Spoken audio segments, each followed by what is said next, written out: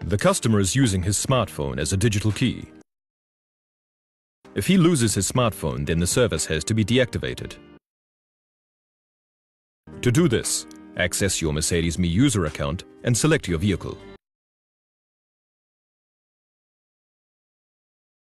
Access the service management via the Mercedes-Me Connect field.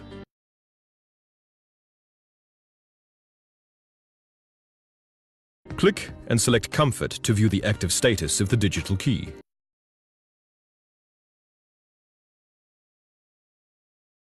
Now set the radio button to inactive and confirm.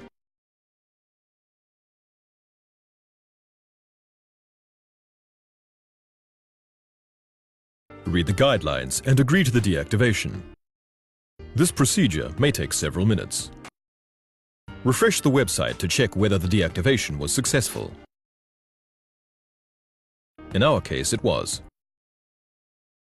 If the deactivation did not succeed and the customer does not receive an SMS confirming the successful deactivation, then he has to go to the workshop. Then the key group will be locked and the digital key can no longer be used.